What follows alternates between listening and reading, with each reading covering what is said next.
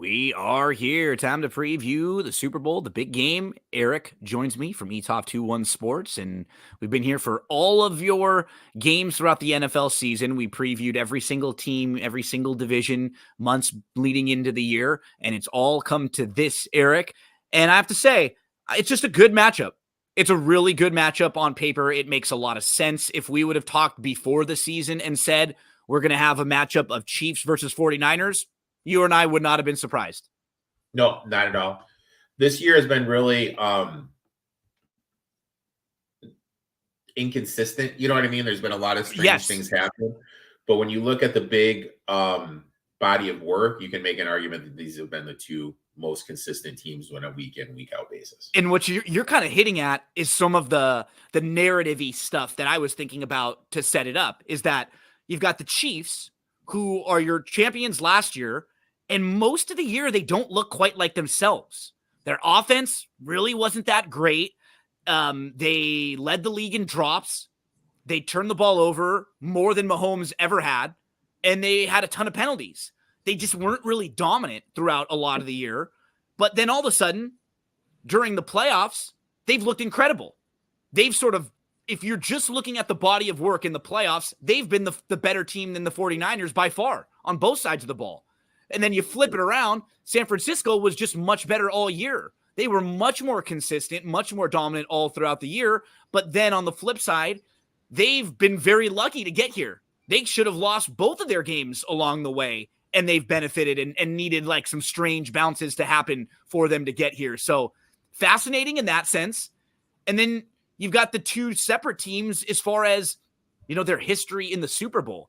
You've got Mahomes, who's been incredible, and Andy Reid now, who they're the proven team. They were just here last year versus the Shanahan team that he's had his struggles in the Super Bowls, right? Whether as a coach, a head coach, and as a coordinator, he's blown double-digit leads, and we really don't know what to think yet of Purdy, because while he's been excellent at the end of the last two games, he was bad at the start of the last two games. So it's really fascinating when you have, you know, the proven Chiefs versus the 49ers, who are proven, but they've not gotten over the hump yet. Exactly. I'm always the believer you got to prove it to me, and they just really haven't proven it to me, especially Shanahan. When you look at Shanahan, how he's done in these elimination type games, he just hasn't been there. No. Hasn't been there at all. So, and he tried to spit it out the last 2 weeks too. There was almost nothing that I saw from him over the last couple of weeks that would have changed my opinion on that particular point that you're making, right? His team played better later in both of the games, but his team was beneficiary of some crazy bounces their way. And, you know, all they need to do is play one good game here, and they could still win. But if we're looking at the body of work over the last month, they just don't really feel like they're playing as well as they were earlier in the year. And the Chiefs feel right now like they're playing so much better than they were all throughout the year. Yeah, Chiefs are definitely playing a little bit better. Chiefs, obviously. The big thing with the Chiefs that's kind of stood out to me is they're starting to go a lot more heavier, meaning two tight end sets. And that's really helped the run game. You look at the run game, they're running more. It's up 18 yards per game. Pacheco's getting more run. It just looks a lot better. These two teams are both top 10 in time of possession because of right? They can lean on the run a little bit. They can control the game. So that's a really fascinating area that I think both teams could really exploit the other. Running the ball. Both of these teams aren't very good stopping the run. No, not at all. And, you know, I kind of expect that, you know, one of my first bets that, you know, I kind of locked in is tied in. A lot of my bets are kind of tied into that narrative, how I had kind of playing out that this is going to be a run heavy game. I don't think we're going to see that many passing yards. I think teams are going to lean on the run. With that, it's going to be a slower pace. So far in the playoffs, it's been a slower pace with the Chiefs. As I mentioned, you know, a lot more two heavier tight end sets. And the 49ers for the season were the seventh slowest team per pace. So I think we're going to see that continue, a little limited possessions, run the ball heavy to start the game, just because you don't want to have teams blow it. You know what I mean? You don't want to have teams blow it in the first with some silly turnovers and everything. And think about the way that San Francisco has started the last 2 games, right? Yeah. They're probably a little bit trepidatious about, leaning on Purdy early. They'll probably want to run, be very conservative early, try not to make a whole lot of mistakes. We saw them do that at the end of the half last week. We saw them do that at the end of the half or 2 weeks ago. We saw them do that against Green Bay as well. So I think that's going to be the game plan for both of these teams. It just, what ends up happening in football, right, Eric? It's, you have to stay patient and you have to be able to be disciplined and understand that sometimes you're calling plays to set things up. Sometimes you have to stay true to the run if you know it's going to get there. And then other times you just have to be ready to call an audible and say, hey, look, we tried to do this. It's not working. Now we have to go in a different direction. And exactly.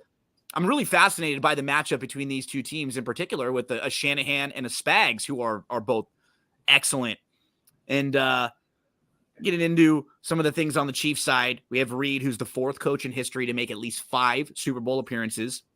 He's led Kansas City to double-digit wins 10 of 11 seasons, 8 straight AFC West titles, currently 4th all-time in head coaching wins, 2nd in playoff wins.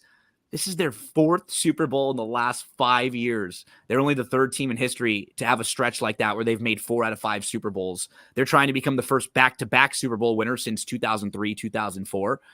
6 straight AFC championship, trailing only the Patriots, who made it 8 times in a row.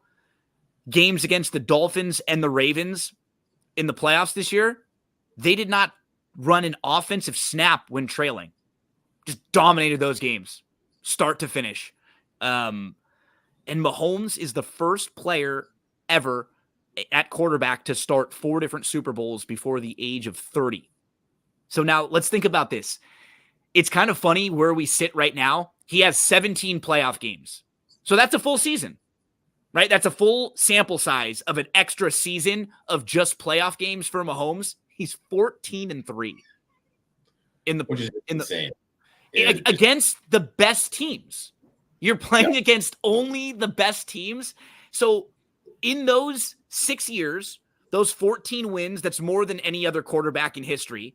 He has 39 touchdowns, 7 interceptions, and a 106.3 passer rating. He has a 1.7% turnover-worthy play rate, which is a full percentage lower than regular season. You're not supposed to be better against these better teams. His last 6 playoff games, he has 11 touchdowns, no interceptions, 7 yards per attempt, and he's completed 70% of his passes, and they're 6-0. Yeah. It's just amazing, man. It's just, when you think about what he's able to do, it's just absolutely insane. I mean, he's just winning at an insane level. It makes you feel, this is just this is just kind of like the Belichick Brady thing. Just 2 guys got together and it just works out. You know what I mean? Or is this guy really that good? Like, if hypothetically, like if he went to Chicago or if he went, wherever, Houston. That's a great question. How good would they, how much could he pick guys up? Yeah. Right? Like how good, you know what I mean? Like what would Mahomes look like? So I don't know. It's something to, it's something to kind of ponder, but you can't really, there's no way to defining it. No. Maybe if he went to New Orleans, because Sean Payton is a pretty good offensive coach as well, but I don't know. Unbelievable. But on the counter to that, he has thrown 4 interceptions in Super Bowl games and only 3 in his other 14 playoff games combined. His completion percentage drops from 69% in the first 3 rounds of the playoffs to 62 in the Super Bowl. Largest decrease among 13 quarterbacks with at least 3 Super Bowl starts. He also goes from 8 yards per attempt to 6.3 in the Super Bowl.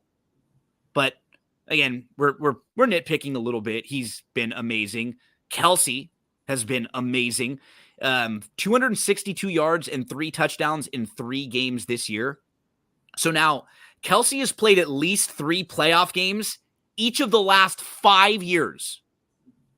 He has 71 yards receiving in 12 straight playoff games. That's his lowest number of receiving yards in the last 12 playoff games, 71. Everything is above that. It's just I mean, the one thing that kind of stood out to me about, 2 weeks ago, that's the most locked in we've seen Kelsey all year. All year. I mean, all year. And Hamilton, couldn't do anything. Hamilton elite defending the tight end in coverage is an understatement. That's how good he is. He's one of the top 2 or 3 in the entire league. And then when you see that, when you saw that touchdown on the first one, it was kind of like, okay, he's gonna have a game. You know what I mean? Because that was just an insane. Hamilton had perfect coverage, and there was just nothing. And there was nothing you could do about it. He was locked in, and when he's like that, are we going to see? Like, because he's done, historically speaking, the one game where he did against the 49ers, that was a couple years ago. When they won, well. He actually did pretty well. Now, we talked about this, before they played the Lions. Warner's namely the guy defending the tight end, and he's elite. But if the Chiefs are able to run the ball, that's going to force Warner to come up against the line, and then you're going to be able to take advantage of that weakness of the middle of the San Francisco passing defense. Because the Ravens, in my eyes, kind of exposed that, attacking the middle, and that's what teams have started to do the second half of the season, and we've seen them kind of be exposed.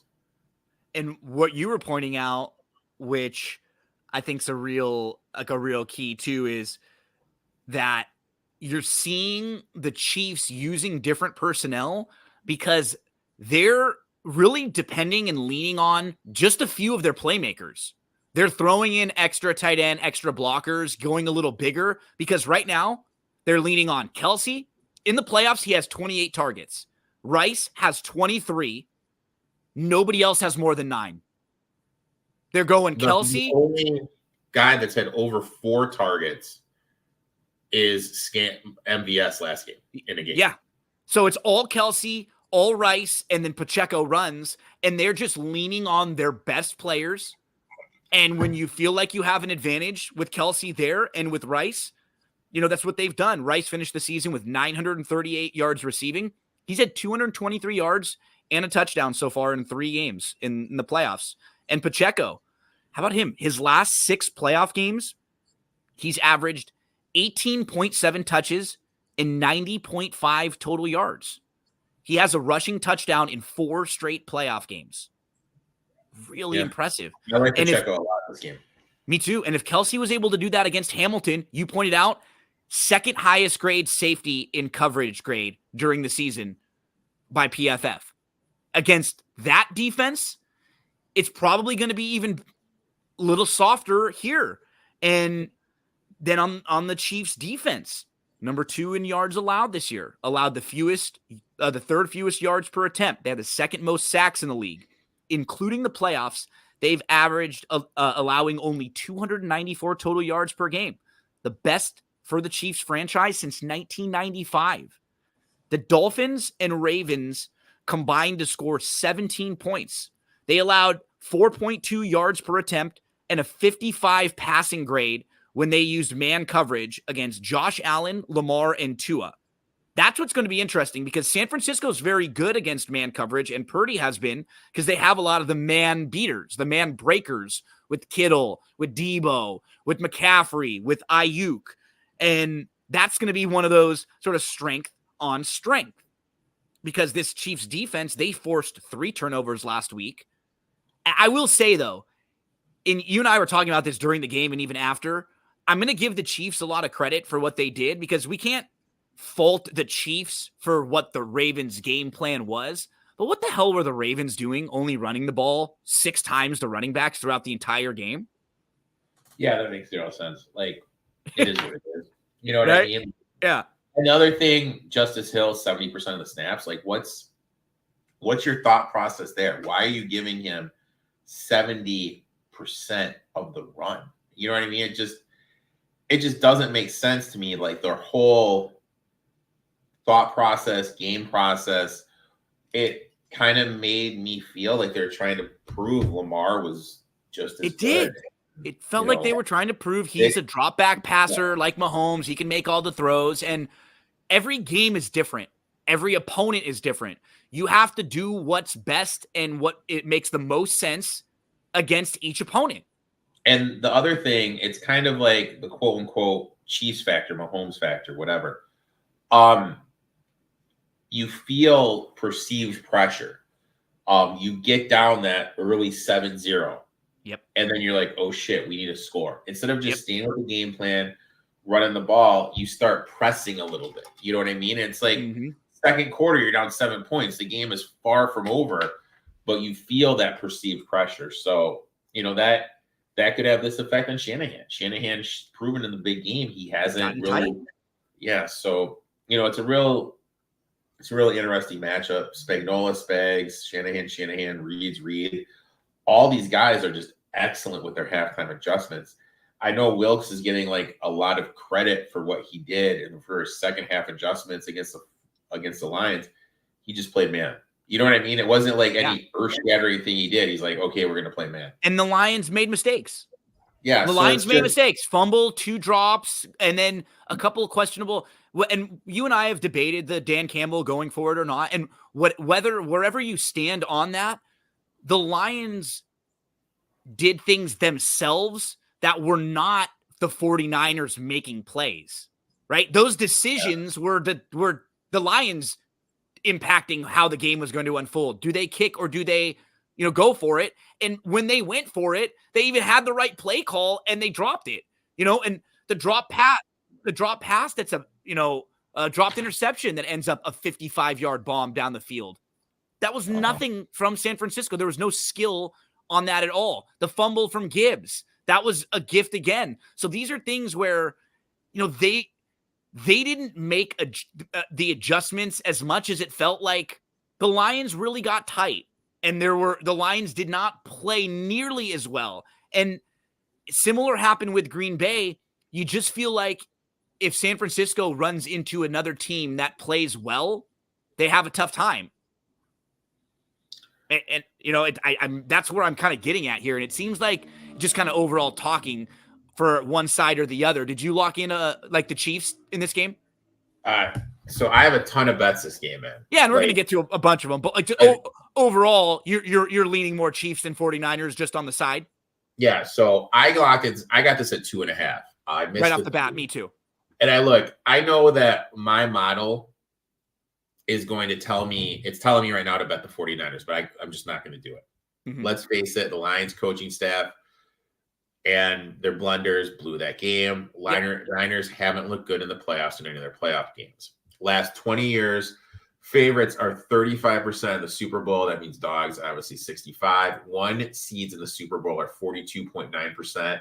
1 seed favorites are 25% the last 20 years. Mahomes, 70.6% ATS in the playoffs. Mahomes as a dog in his career is 10-1-1. In the playoffs, the Niners defense has given up an average of 233 yards to Goff and Love. What is Mahomes going to be able to do against that defense? You have Love and Goff, who we could both agree on is nowhere near the category of Mahomes, and he's able to shred those defense. Yep. I mentioned the middle of the defense of the Niners has kind of been exposed. I think that's going to be the centerpiece. I think Reed is going to look to take that up. Hamilton, one of the best safeties in coverage, and Kelsey killed him. What will the 49ers do? It's like a chess piece. If they start able to work Kelsey in the middle, if they're able to start running the ball with Pacheco, that's going to force Warner to leave Kelsey. Make and an then adjustment. That's going to be a positive matchup. Then you can take advantage for that. But we need to remember, last time he had a game against Warner, he did go 6 for 98. You know what I mean? And that was last year, and they beat the crap out of them in the regular season last year because the 49ers haven't beaten Mahomes since he's been there. In the few times they played them, and it was the Super Bowl 2 years ago, and when they were up 10, and then they come back and beat them 31-20. Then it was that game last year that really wasn't close during the regular season. Like they beat the crap out of them in that game. And another thing I'm looking at is I just don't think they're going to be able to stop the run. We've seen Pacheco be able to run the ball more. We've seen their rushing yards per game go up more. We've seen just them lean on the run game more. I think this is going to be a positive thing for them.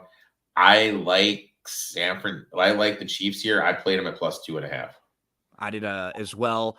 A couple other points on the Chiefs before we flip over to San Francisco, talk a little bit about them. Eric and I will give you some of our plays at the end too, and we'll kind of sprinkle them in throughout as we talk about any of them that are relevant. The defensive tackles. This is where San Francisco struggles also. Their offensive line is not very good. They have a great offensive lineman, and the rest of them are DTs, Jones and Karlaftis have 24 combined sacks and 54 quarterback hits this year, including the playoffs. Jones actually doesn't have a sack, I think, in the Super Bowl, but he gets up in big games and big moments and makes huge plays. And I'm expecting that to be here. They finished second in total quarterback pressures, hurrying, hitting, or sacking opposing passers, almost 28% of dropbacks. That's a ton. They have a strong secondary with Snead, McDuffie, and Justin Reed. And what we saw, players on their defense just played better, and younger players now gaining more experience since week 14. They are fourth in coverage grade, first in yards per coverage snap, second in yards per reception, second in forced incompletions. Snead playing very well, not committing penalties. They have young defensive back like Williams and Watson that have really helped them. And Connor, free safety, he's tied for overall grade 7th among 93 safeties since week 14, and he had to fill in. They were aggressive last week. They were blitzing 20 times. They posted a huge pressure rate, 4 sacks. They allowed only 3 of 11 on third down. They won the time of possession in that game against Baltimore by more than 15 minutes. It was the worst performance by EPA per drive for the Ravens, and the second worst by EPA per dropback in games that Lamar played this year. So that defense is strong, but like all, Eric, there are holes too. In the middle, they've allowed 13 of 15 targets to the tight end. Maybe this is a Kittle game here. Maybe a spot for him to work in the middle of the field. But I do think one major strength, and one, if you're just matching them up, the special teams and the kicking game for Kansas City is so much better and more proven than for San Francisco. When you have Butker, who set a career high in field goal conversions this year, 33 out of 35.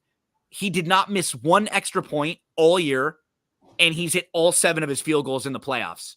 And we've got on the other side, rookie kicker Moody. He's missed at least a kick in his last 3 games. I think one of the key players of the game, you mentioned him when you're talking, was Snead. The Chiefs run a lot of too high safeties. And Ayuk in that coverage this year only has an 18% target share, and he runs 75% of his routes on the perimeter during the too high safety look. That means he's more than likely going to be shadowed by Snead, just because Snead doesn't go to the inside. So that means he's going to be on the best receiver on the outside, and that's Ayuk, because Debo's going to be in the slot, if that makes sense. Yeah. And when you look at it, the Chiefs this year in the regular season only allowed 43.8 yards per game to opponents' outside wide receiver ones. So I really think if Snead's able to take a piece away in Ayuk, that's going to take a little bit of the pressure off of the defense. For me, one of the guys I'm looking to fade is Ayuk. Because I think Snead's going to shut. Hoping Snead can lock him down. One of the things we've seen with this team, as I was pointing out, they led the league in drops, the Chiefs, and in drop rate. But in the playoffs, they've only had 2 drops. They've cut their drop rate in half. But here's an example. Against the Dolphins, they dropped a pass, they botched a snap, and they had a penalty. 3 different touchdowns got wiped out in that game against the Dolphins. It didn't matter in that game, but against the 49ers, it might. How about against the Bills when Hardman had that goal line fumble that allowed Buffalo to stay in the game? They have to play as clean a game as possible here. There was a huge play that went for them last week on the Flowers play, right? At the goal line, they get a strip, and it goes their way, and that flips the whole game. Kind of funny. The best part of that, some guy I follow tweeted out karma, because I don't know if you remember, they got the first down against the Chargers that like sealed the game. Yep. But he ran it in and the guy tweeted at him like his tweet was, you would have loved that score right then, right? That was one of those the tweet he just added him. He goes, at Zay Flowers, karma's a bitch. And then he retweeted it. Like I was saying, or something like, I don't know. He like totally called him out, but that just reminds me. I got a kick out of it. Me too. That's like when I was young, my dad used to always point that out in games. Like, when your team is beating someone big, you want to save some of those for the next time, right? You don't need to rub it in right then. And that's what that felt like right there.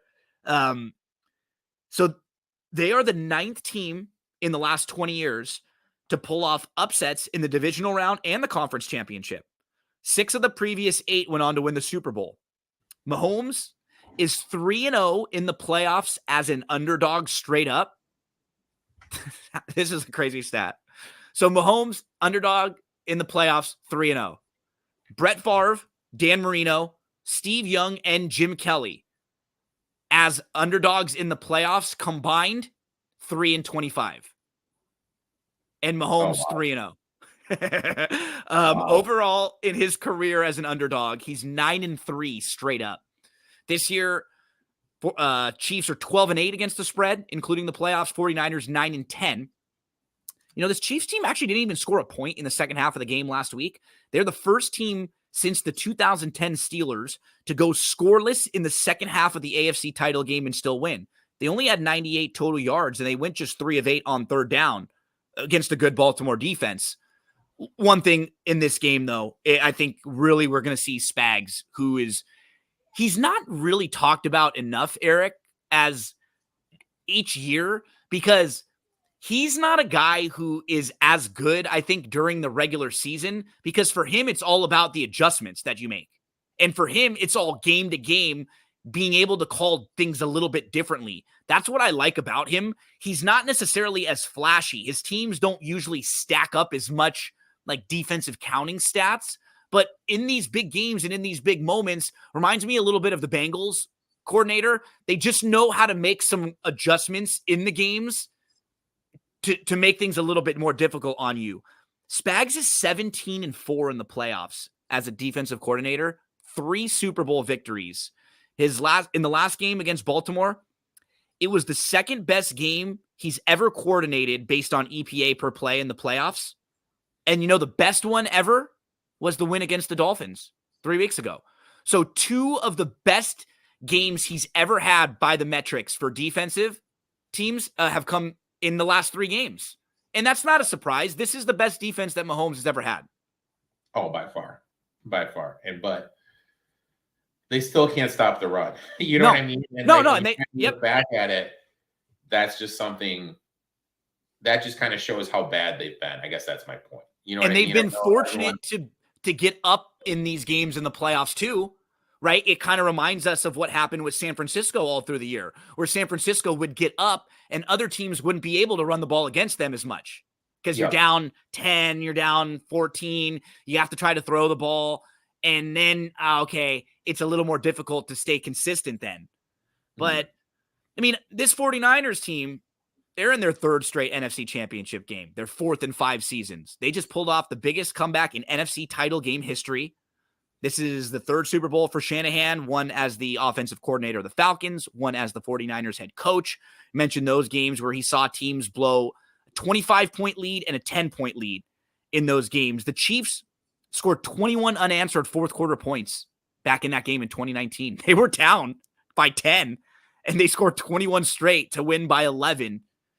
So in the fourth quarter of those 2 games that Shanahan has been the offensive mind, the offensive coordinator, and the head coach, his teams have gone 0 for 6 on third down with a combined 0 points, 39% completion percentage, and 4.3 yards per play.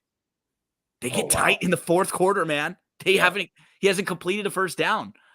But with a win in this game, the 49ers would become in a tie for the most wins in Super Bowl history.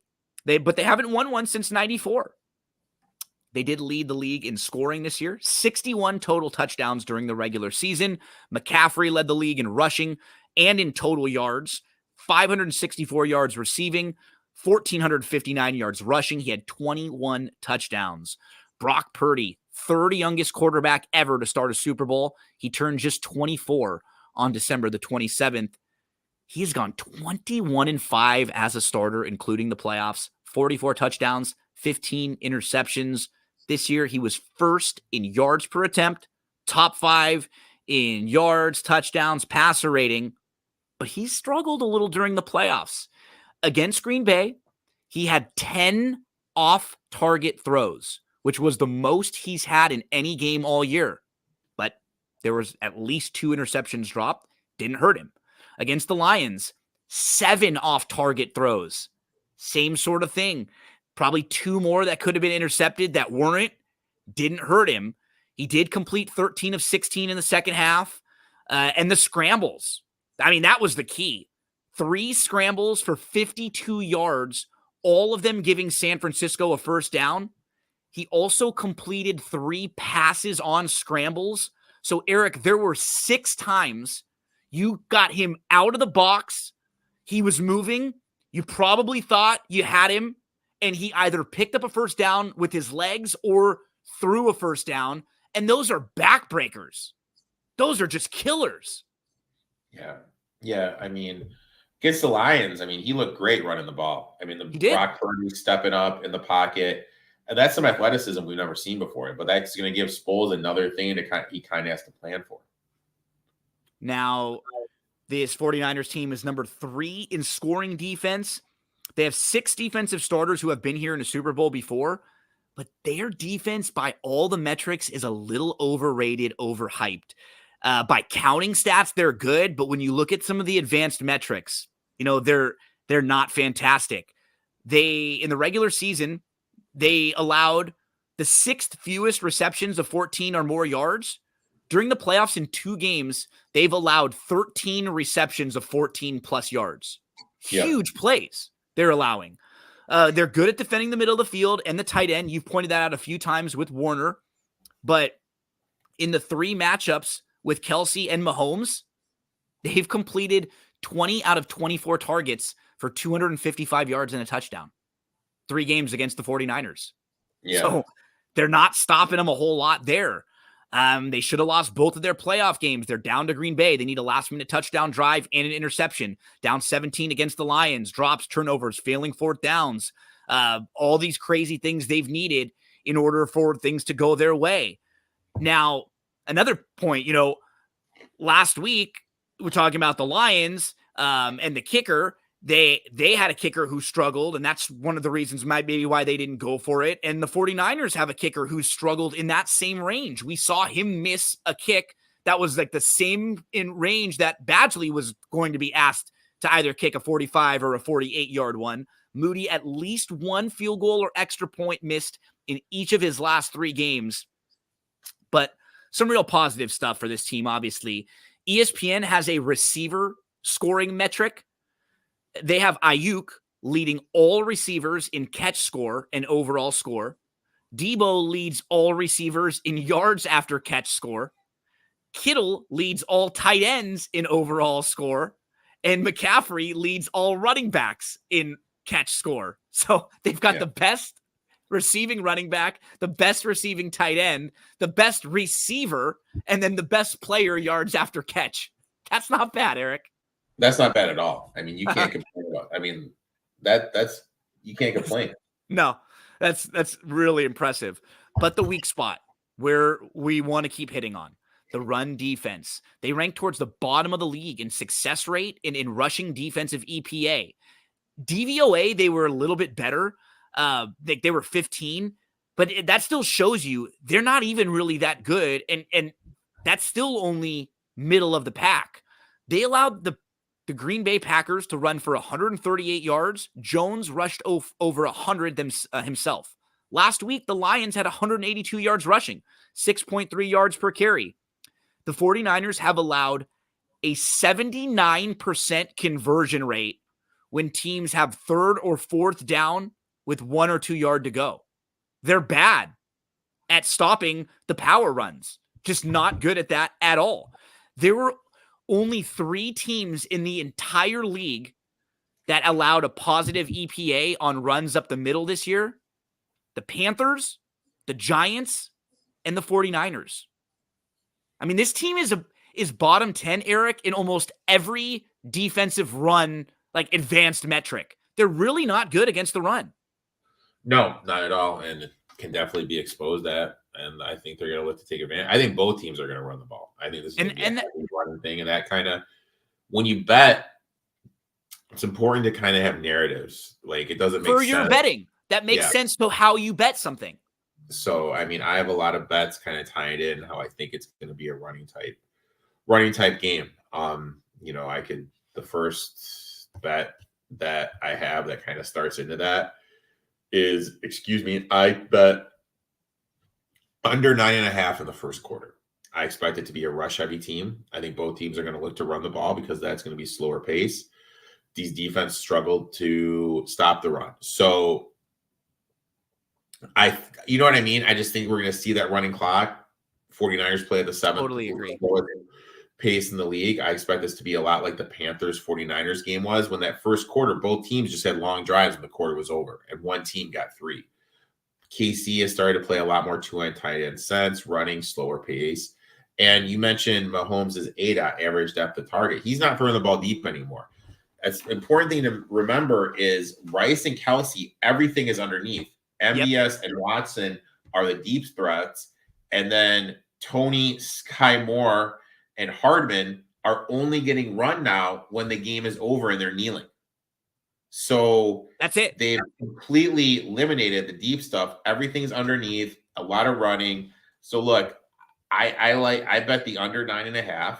And we also need to remember teams don't want to blow it early. They're going to be looking to run the ball, run the clock. They don't want to make silly mistakes. Everyone is going to be nervous. Tied in with that, I also bet the under 23.5 for the first half. So the last 17 years, first half unders are 64.7% ATS.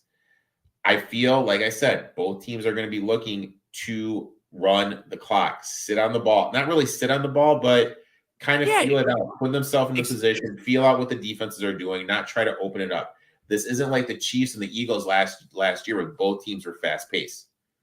Not at all. They are running the ball and they're using the run to set up the pass. And knowing that the other team's weakness is the run defense. It just makes the most sense to do this.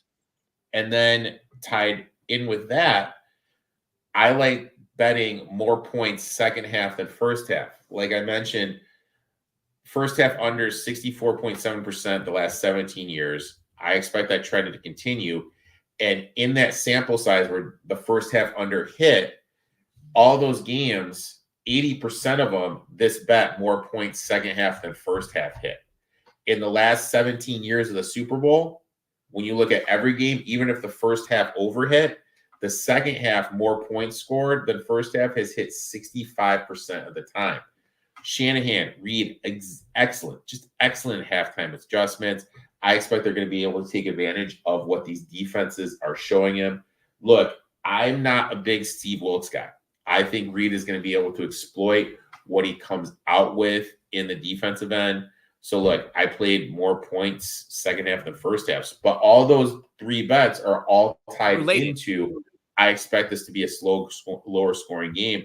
And the reason I like the second half more points more than the first half is you don't want to bet the first half under, have it be like a 6-3, you know what I mean? Like 6-3 or whatever. And then there's only 10 points scored in the second half. And you're like, great, I bet the second half under. Doing it like this, you would have win the bet like that. It's kind of like when the Patriots and Rams played a couple of years ago. Yep. Now, 1 or 2 more notes on just Shanahan, because I've knocked him a little, about some of his weaknesses, but I do want to give him strength overall as a coach because he's just been a fantastic play caller and a coordinator. There have been 13 times when Shanahan's been a coach that he's had a quarterback with at least 10 starts in a season. So, just why that's important is consistency, right? If a guy gets hurt, and you have to start 2 or 3 different quarterbacks during the year, that's just hard overall. But if he has a quarterback start 10 times, it's happened, 13 different times for him. They've averaged at least 8 yards per attempt 8 out of 13 times. And so that's 61% of the time he has had a quarterback average 8 yards per attempt. The entire rest of the league is 14%.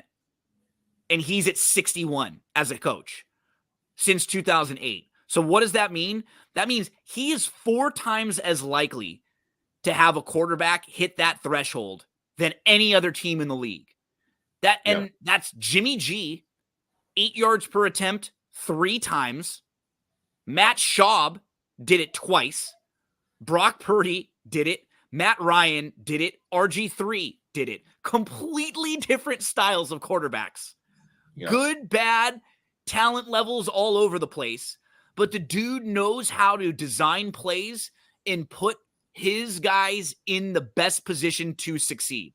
It's just over and over. You got to give him props. And his running scheme is elite. 8-3 in the playoffs, tied for the second best winning percentage with coaches with at least 10 playoff appearances. But right now, I think this will be the year now where if they don't win it, that might start to become a thing when they get to the playoffs now. Hey, is Shanahan the type of guy that can get you there but not get you over the hump? Because you'll look back at the 3 games this year and you'll say, wow, he could have lost all 3 of them. But if they win, that gets wiped away real quickly, right? Oh, insanely. Nobody's going to remember that they should have lost the first 2 along the way. Winning cures everything. If you win, people are going to be fine with you and they're not going to, you know what I mean? That's something that's important that we need to remember. And you're right. I think that is kind of lurking over him right now. And that's it's human nature that could play a factor in his play calling. And I think we can all agree it's only a matter of time probably before he gets one, though. Absolutely. Absolutely. It was just like the stats that had happened where his teams had never come back when they were down a certain amount. Just with as good as his teams and players are, it was crazy that hadn't happened by accident. Just because of what we saw the last 2 weeks, where you play a team where they just make some mistakes and you don't even have to play that great. Yeah. And that happened back-to-back weeks where they played teams that may have been a little younger, teams that may have gotten a little tighter down the stretch than they were, and things bounced their way. And it could absolutely happen in this Super Bowl, where it's funny because I was thinking about Peyton. Peyton took a while to get the Super Bowl. And remember, that was always the narrative that Peyton wasn't good in the playoffs. And then he ended up winning 2. But what's funny is if you look back, he wasn't very good in either of those Super Bowls. It really wasn't because of him. He got helped by the defense of the Colts and the defense of the Broncos. But once you win one, it really, I think for every person in the world except for Clayton Kershaw, that gets off of you. For some reason, even after he won, Kershaw will never be able to shed that. I'll get into it with Kershaw. I mean, I'll say this about Kershaw. If everyone looks at the Houston Astros cheating scandal, I think the person that affected the most is probably Kershaw. Absolutely. The whole narrative about his career flipped right then, really. Gone if he has 2. Because in that series, he was really good in a couple of the games. And then the one game that they blew, he was bad. But if he wins and they have 2 World Series and that one there, everything is different. But he gets, it's funny because we're off on a tangent, but that's one of those things where I don't necessarily think you should just give him the World Series or give him a bunch of credit, but you shouldn't really blame him either. Right? It shouldn't impact him either way. That should be just like a year that you just put a line right through and you don't really judge off of. But it's hard because we all saw this stuff happen. We saw him, up big. We saw the look on his face. We saw that happen, and we've seen it happen again since. But I think about that a lot with him and with some of these guys and the narratives and how now that narrative is going to start to follow Lamar a little bit. Yeah. Right. And now with Shanahan, if he doesn't win now, it'll be at least Oh, and you have to think about it now. And then for the fan base, you get to the point where, damn it, we've been here 4 out of the last 5 years. We haven't won any. And then it almost like the regular season, you get this anxious feeling. It doesn't even feel fun, a lot of it. You're anxious until you get to the playoffs because you just want to get there and get through that to get over it. So, man, it's fascinating. I think we have so many really intriguing storylines. One thing I'm bummed out a little bit about, Eric, you and I are going to talk at least a couple more times this week, and I know you have more plays that you want to mention, but my favorite thing to handicap with the Super Bowl is the halftime show, and I can't get as good of a feel for it this year with Usher. I was more old school Usher, a little more of like You Remind Me, and some of the ones that you and I might have known from early Usher, but I can't get a feel for it as much as I could have with Rihanna or years past with Katy Perry and some of the others. So I'm going to really dive into the set list and some of my YouTube deep dives the next day or two. And we'll talk a little more later in the week on that one, but share with us any of the other plays or any of your other thoughts on the big game. All right. Let me run through them real quick. Rashid Rice over 65.5. I've been targeting Lenore. I'm going to do it again here for the regular season. He allowed the 6th most yards for the season. When the Niners run zone defense, Rice is one of the best in the league at yards per route, second on the team with a 24.3% target share in the playoffs. Also looking at the numbers, Rice and Kelsey are the only people Mahomes is targeting right now. I expect the 49ers to bracket double covered Kelsey. This is going to create more openings, more one-on-one situation for Rice. Facing 4-man front, Rice actually leads the Chiefs in target share.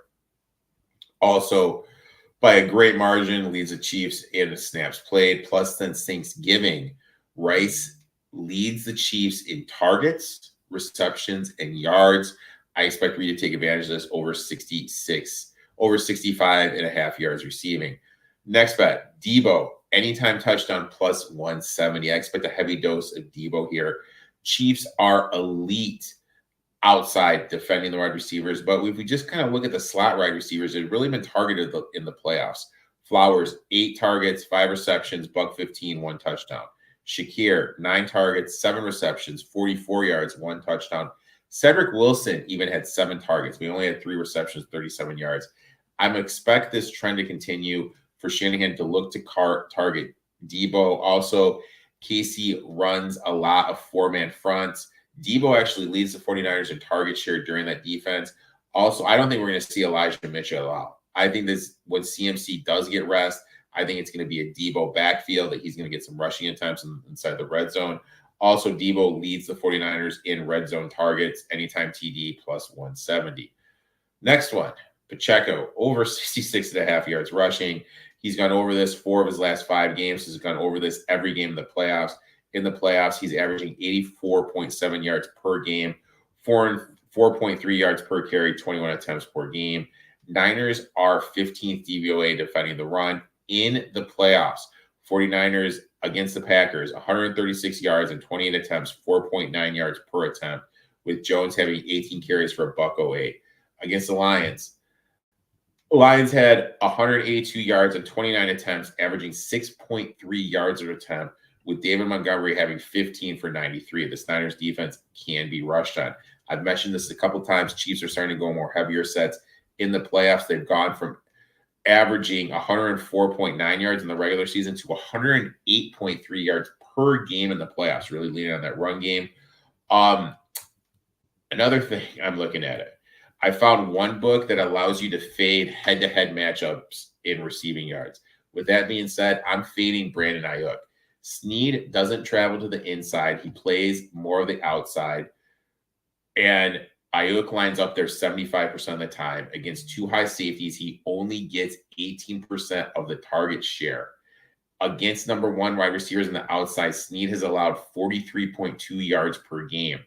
Look, I'm fading Ayuk. I took Debo plus 3.5 yards against Ayuk and Rice minus 5.5 yards against Ayuk. And then I played small bets on Rice, 70-1 MVP, Pacheco, 35-1 MVP, and Debo, 20-1 MVP. Man, we have a lot of similarities there too. Tons of similarities. You mentioned Rice and Pacheco props. I'm all over those ones with you. I'm going to sprinkle a couple more Kittles in the middle of the field because I think that's a spot where they will be able to hit. I also was able to get plus money on Purdy to throw an interception in this game. Over half of an interception. I mentioned all the off-target throws and all the dropped interceptions over the last few weeks to where, if he continues to play that way, those are going to get intercepted. And yeah, over the next couple days, as we record this on Wednesday, we'll even have a better idea of what the last minute prop market will look like and how as some of these have moved up and down. I've pointed this out before. One of these years, Erik, I'm going to sit down with my dad and we are going to bet a unit on the under of every single prop, just because that's what so many of them, everyone wants to go over, and all of these props, because there's all these different players individually and they all like 65% all go under at least, so that's going to be one of my things one of this year. The thing nobody wants to do, have under in every prop. Right. Every time somebody gets a touch, you're like, oh no, I lost that one. Oh no, that one's done. But if somebody gets injured, you go a drive and one of the receivers doesn't get the ball, you start looking great. So when this week, I already saw you had Dave Weaver on your show to talk football, and you will have your podcast that comes out again on Friday. Yep, and my buddy David will come on and we'll talk. What we do there is he gives a first half bet, a side. I give a side and a player prop. We'll probably do the same thing. Also, real quick, Dave and I came up with this crazy, and I never do these, but I did it for the Super Bowl. Crazy single game parlays. Here's our single game parlay. McCaffrey to have over 150 yards. Okay. Debo anytime touchdown. Okay. Mahomes anytime touchdown, has to be a rushing touchdown. Okay. Ayuk under 4.5 receptions, and Rashid Rice over 67.5 yards receiving. That is plus 20, a little over plus 24,000. Absolutely take a shot at that one. That's one of those fun ones that you got to throw in. Yeah, on the Super Bowl, that's when you do it. You have a little bit extra fun on those days. And anyone that's listening too, I have a couple extra Super Bowl square pools out there, just $5 and $2 ones, nothing crazy. If you want to have a couple random Super Bowl squares, just let me know. Shoot me a message, and you can just send me some money on Venmo or PayPal, and you can get in a couple of those squares. Erik's in a few of them. Dan, Erik's buddy, is also in a couple more. And then you and I will be back on Friday for DRF Sportsbook. We will preview the game a little bit more. We'll give out some other prop bets and even more in-depth analysis there. And then we can talk if you want on Sunday to do a preview at some time before we can. But man, we've made it. We've made it here all the way through another season. We're here, man. Another one in the books, man. We're grinding it out. We're here. And Sunday, there's nothing going on Sunday. I'm down, dude. We'll jump in and do at least, we can do a nice 20, 30 minutes in the morning before the big one comes up. And we appreciate all of you for hanging out with us through the years with Erik and all of the content he has and a lot of the different shows that I have. We really wouldn't be here doing it without all of you and your support and you listening in. We love interacting with all of you. Whenever we have shows that are live, please come on in and share your comments and let us know positives, negatives, how your wagers are, stuff that you're playing throughout. And then we'll change the conversation to some NBA and some college basketball after we finish up with the NFL this week. Erik, we'll be following you at ETOF21 on Twitter, at ETOF21 Sports, all over the place. Thanks so much, buddy. Let's crush it this week. Best of luck, man. Let's make some money, dude. Folks, if you're listening on the podcast, there's a lot more to come on That's What G Said. If you're just checking this out on social media, thanks for hanging out with us. Make sure to give Erik a follow, give myself a follow, and we hope that you have an awesome Super Bowl Sunday.